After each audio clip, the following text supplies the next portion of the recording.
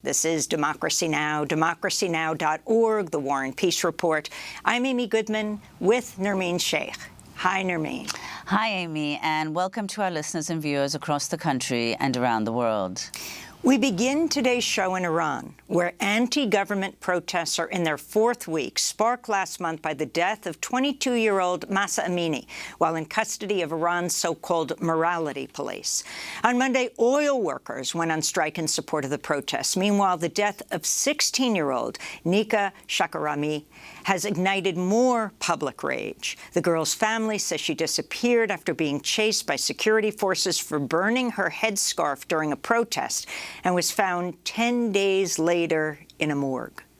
Human rights groups say more than 200 people have been killed in the deadly crackdown on protests, including an estimated 23 children, with hundreds more injured and thousands arrested. Iran's supreme leader, Ayatollah Ali Khamenei, condemned the widening protests in an address Wednesday.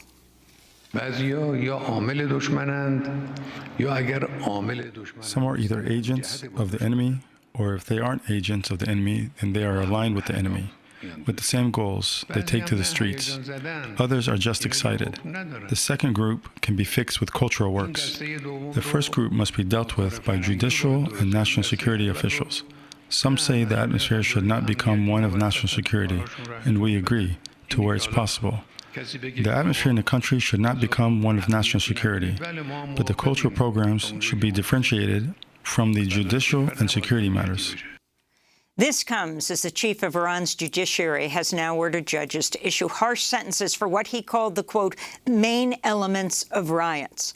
Iran's education minister, Yousef Nouri, said in an interview Tuesday some teenage protesters are being detained and taken to what he called psychological institutions, saying they, quote, can return to class after they've been reformed, unquote. One of the many teenagers reportedly killed by Iranian security forces was 15-year-old Savash Mahmouti. This is his mother calling for justice in the streets of Tehran. This is my Siavash, my son. I will have a funeral for him in Alabad, in Sahib Asman Mosque.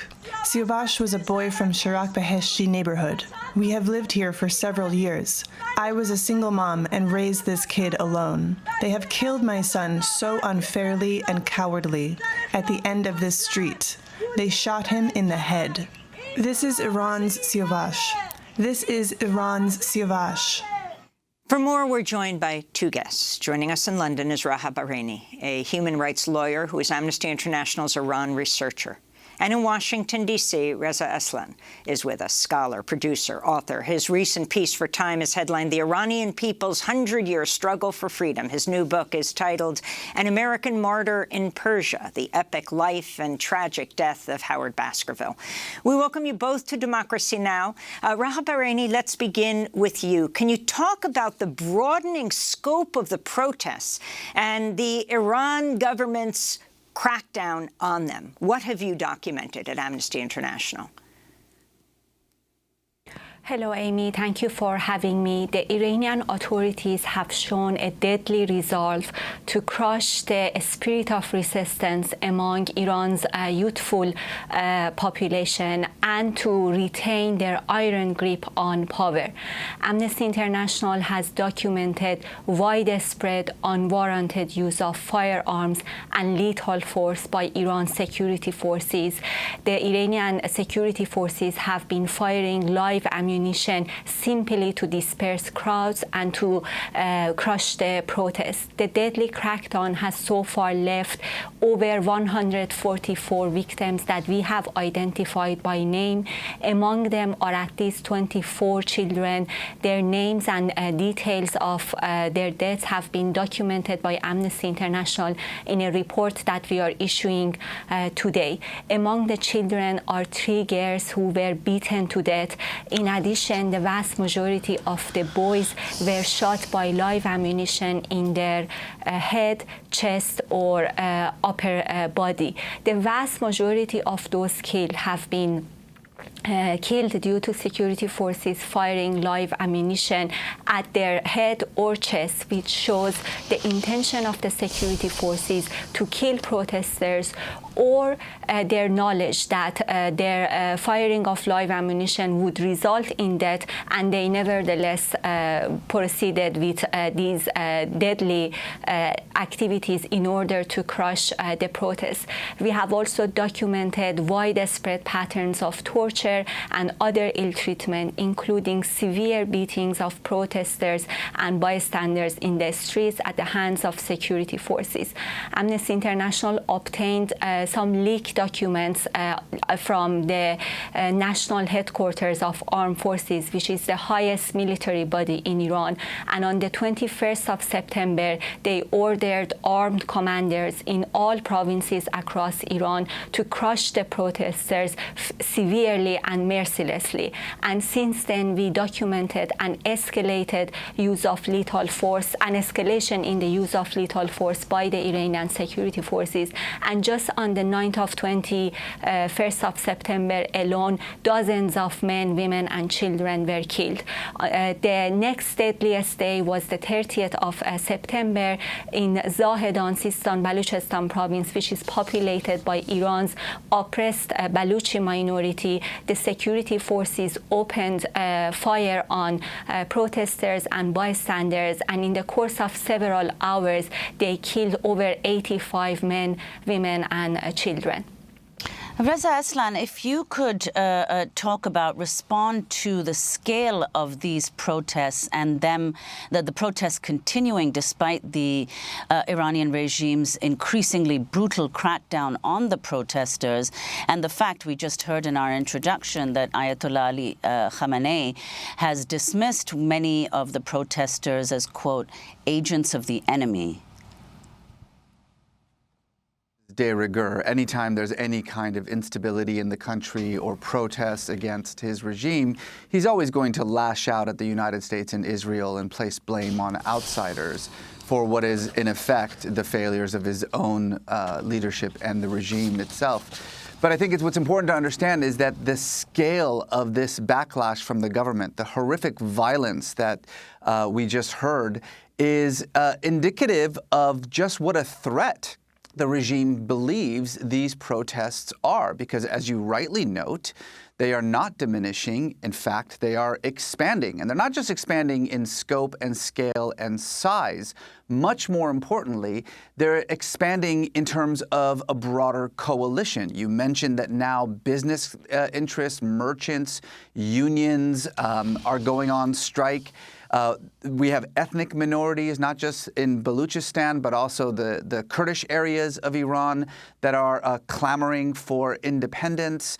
And in a very surprising move, actually, we're even seeing regime supporters, ostensible regime supporters, more sort of the pious masses in cities like Qom, which is, of course, the religious capital of Iran. We're seeing widespread protests there, and not just protests against the morality police or in response to the death of Mahsa Amini and so many other young children, but protests very brazenly calling for the downfall of Ayatollah Khomeini being chanted in what is essentially Khomeiни's backyard, in Qom. And so I think what's happening now is that this coalition of Iranians on the street is becoming a serious threat to the very existence of the Islamic Republic. And unfortunately, as a result, I think we're going to see an even bloodier response from the military and from the regime in the coming weeks. And Reza, can you talk about the demographics, the groups of people who are not participating? You pointed out in a recent piece that younger clergy as well as seminary students have not yet joined. But if they do, you think that would lead to substantial change. Explain.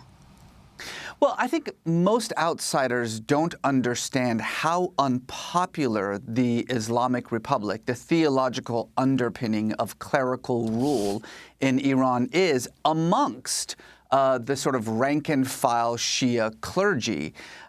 This is not the majority view, the so-called Vilayat Faqih, which is the theological underpinning that allows for clerics, clergy in Iran to have direct political control over the country. There is no theological history behind this idea. On the contrary, it actually violates 14 centuries of Shia quietism when it comes to political influence over government. But what Ayatollah Khomeini, the founder of the Islamic Republic, did in coming up with this idea was essentially create a whole new way of thinking about what Shiism is as a religion.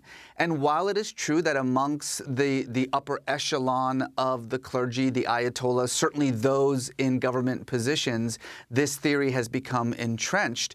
The truth of the matter is that in the seminaries in Iran, and especially in Qom, younger seminarians, mid-level clerics, the sort of what we would refer to as kind of local imams, are not just debating the very legitimacy of clerical rule, but are now seemingly coming out and rejecting it more and more vocally. And my argument was, when you start seeing that kind of start to roll out and younger seminary students, mid-level clerics begin to speak out against the very legitimacy of the theocracy of the state, well, that might be pretty much all she wrote when it comes to the clerical regime. Raha Bahreini, I want to specifically focus on these women-led protests and the children. You have a report that was embargoed until today on the deaths of the children. And we just reported on the education minister saying they're taking some children and they're putting them in institutions to re-educate them. Can you talk about what you have found? And also this issue of Balochistan. For people around the world who may not be familiar with the geography of Iran, the significance of the killings of more than 80 people there. The Iranian authorities have waged an all-out assault on children who have courageously taken to the streets in order to demand a future without political oppression and injustice. As your other guest just explained, these protests are very youthful in nature, and school children and young university students have been visibly present in protests calling for an end to the Islamic Republic system and for Iran's transition to a political system that respects their fundamental rights and freedoms. In response, the Iranian authorities have used horrific forms of force, including live ammunition, in order to kill these children or otherwise harm and injure them. We have documented the names of 24 children. 4 of them were beaten to death. 2 of them died after they were shot with metal pellets at close range, and the rest were shot with live ammunition, often in their head, chest, or upper body. The Iranian authorities have the blood of children on their hands, and the more distressing pattern is that instead of conducting any investigations, they are in fact now harassing and intimidating the families of these children in order to coerce them into making video-recorded statements and accept the authorities' bogus narrative that the children committed suicide or died during car accidents. This is not the first time that the Iranian authorities try to cover up the crimes that they commit, including against children in the context of protests. During the nationwide protests of 2019, the Iranian authorities also unlawfully killed hundreds of men and women, including 21 children. The fact that they have been able to continue these successive waves of protest bloodshed is because of a deep crisis of systemic impunity that has long prevailed in Iran, and the price of this impunity is being paid by the lives of people in the streets in Iran. And this is because there is no independent judiciary in Iran to conduct investigations, and the scale and gravity of the crimes committed has not received the attention and the critical, meaningful action that it should receive at the international level from member states of the UN Human Rights Council. The events in Balochistan last Friday on the 30th of September show the scale of the crackdown and is an extreme manifestation of the deadly crackdown that the Iranian authorities have long waged on Iran's oppressed minorities. We have documented extensive use of lethal force and high numbers of death in Balochistan, which is populated by Iran's oppressed Baluchi minority, and in Kurdistan and Kermanshah and West Azerbaijan provinces that are populated by Iran's oppressed Kurdish minority. As you may know, the protests actually started in Kurdish populated cities because Mahsa was of Kurdish origin. And now there is solidarity among Iranians all over the country, and this is the inspiring aspect of the protest, that it crosses across ethnic groups and class divides and has encompassed demands for a transition to a different political system. And in this relation, many protesters and commentators in Iran consider these protests as a nationwide uprising against the aging theocratic system that has long engaged in systematic human rights violations and granted absolute impunity to those who kill, torture, and harm people in the street in the context of protest and behind prison walls. Reza, let's look at this protest in historical context. You've written that of the three major revolutions over the course of the last century in Iran, the 1906 constitutional revolution provides the best historical analogy to the present uprising. In a recent LA Times piece, you write, quote, "The Persian constitutional revolution may not have transformed Iran into a real democracy, but it set the precedent for the exercise of people power in Iran, creating one of the most robust protest cultures in the world." Talk about that. The 1906 constitutional revolution was not just the first of Iran's three major revolutions of the 20th century, but it was the first democratic revolution in the Middle East. And while it had a very simple goal, which was the creation of a constitution that would outline the rights and privileges of all citizens and the creation of an elected parliament that would serve to check the absolute authority of the Shah of Iran. And while it did achieve that goal for a very, very brief while until autocracy was returned to Iran with the ascendance of Reza Khan or Reza Shah Pahlavi and the Pahlavi regime, which itself suffered two more revolutions, one in 1953 and one in 1979. I think what it reminds us is that the women and men and, frankly, children who are on the streets right now dying for their most basic rights, the rights to have a voice, to have a say in the decisions that rule their lives, to be able to say and think what they wish. Again, the most basic of human rights, that this struggle has been going on not for a couple of weeks, not for a couple of months, but for more than a century in Iran against successive governments, be they the Shahs or now the Islamic Republic. But I think that this time, I have to be honest with you, having studied history, having lived through the 1979 revolution, this time feels different. There is a fearlessness that we are seeing on the streets, particularly by young women, by teenage women who simply have had enough and are not willing to do what successive or previous generations who had also protested, who had also risen up against the regime have been willing to do, which is to accept a bit more freedom, accept a little bit of more sort of space, maybe in the private realm, in exchange for getting off the streets. What we are hearing right now, despite the fact that it is a very diverse coalition of old and young, religious and secular, we have women in chadors marching next to women wearing jeans and no veils. Despite that, there is a unified call here for not reform, but for the downfall of the regime. The regime has failed its children.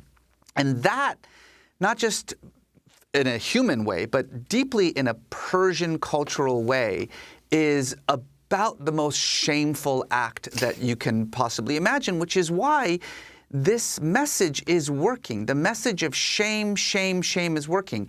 What we haven't seen yet, however, is the international community actually shaming the Iranian government. I'm very glad to hear that the United Nations had a vote condemning Russia's illegal annexation of parts of Ukraine. I am waiting for the United Nations vote condemning a murderous regime for kidnapping children and taking them to what they themselves refer to as psychological camps for re-education. There is no place in the modern world for such actions. And while the United States, unfortunately, can't do much about it, we have already blanket sanctioned Iran for 4 decades, there's really very little influence that we have. The United Nations still has major influence in Iran, especially at a time in which that government's economy is on the verge of collapse. It's time to hear the voice of the international community as loud as possible to condemn these inhumane actions by the Islamic Republic. Reza Aslan, the supreme leader of Iran, Ali Khamenei, is very old. He has cancer, grooming his son to be the next leader. Can you talk about what that means? And have you seen any defection in the military at this point and among the police? Well, we have seen anecdotal evidence and videos of security personnel who have joined the protesters. We haven't yet to see any hint of cracks in the military hierarchy, though that does not mean that that's not happening. The military, the Revolutionary Guard in Iran is extraordinarily powerful. In fact, many Iran watchers will tell you that the Revolutionary Guard is the real power in Iran, that the Ayatollahs are basically the forward face of the government, but the levers of control are in the hands of the Revolutionary Guard, and that may very well be true. So we're all waiting to see how the Revolutionary Guard and the military is going to respond to these unceasing demands on the street. But the real spark that I think Iran watchers are waiting for is what happens if these protests continue, and this is a long, long marathon of a revolution, and in the midst of this, the supreme leader, Ayatollah Khamenei, who, as you rightly note, is very sick and very old, dies, because the succession to the third supreme leader was always going to be problematic. Again, this is not a very popular idea amongst the Shia clergy, and the notion that Khamenei, who, by all reports coming out of Iran, has been grooming his son Mujtaba, who is a mid-level cleric who has no real religious credentials to take on such a role, but is nevertheless being groomed to succeed his father, is going to basically put the last nail in the coffin of any kind of legitimacy for clerical rule. Basically, at this point, the supreme leadership has become just another word for Shah. It's just another kind of monarchy. And so I think even at that point, diehard regime supporters are going to start thinking twice. We're all waiting to see what the next spark is going to be. The spark of the death of Mahsa Amini really turned the protests that were already taking place in Iran over the last 6 months over deteriorating economic conditions into a nationwide revolution.